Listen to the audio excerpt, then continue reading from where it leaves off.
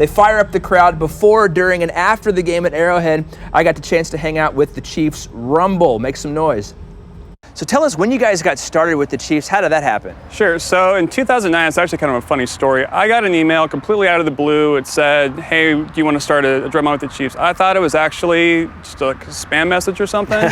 So I called this guy back. He's like, no, we really want to get a drumline going. You know, Clark Hunt really believes in the atmosphere on game day, and he really wants to see that college vibe brought to Arrowhead. And so we started the drumline, put it together in about 3 weeks with 12 people, and off and running. Wow, so you got big shoes to fill already, because I mean, like Tony DePardo held that Right. seat as the musician of Arrowhead Stadium for so long, you know. The first 2 years we were placed in that same area in the south end zone where the Pac Band was, yeah. right? So a lot of people had a lot of really strong memories with that, and so I think it's taken us a few years to really get the buy-in from the fans that this is something new, it's a little bit different. We're a little bit more mobile, so instead of it just being a group playing in the stadium, we've been able to really impact a lot of fans by going out all the way around the stadium.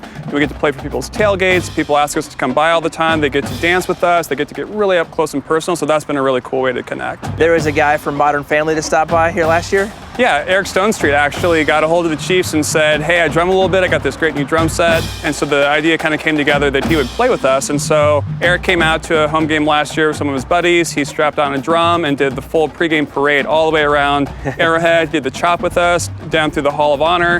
Had a lot of fun. It was really cool to be able to do that. In addition to just playing the games, you guys also go out a lot of places in the community. How many different events aside just from the games do you guys do? So now we're up to over 50 events throughout the season. Obviously, it's a little bit heavier towards the beginning of training camp, and then we start to really build up a lot of community engagement activities year-round at this point. And we grew from only a handful of performances 5 years ago to now being well over 50. We're coming off a 2-0 record. Pat Mahomes is on fire. Yep. How does that make you guys feel? Well, it's really exciting to see the team doing so well. I mean, obviously we bring a lot of energy no matter what. You know, we're here to support the Chiefs. We want the fans to have a great time from the moment they hit their tailgate to the moment that they drive to go home.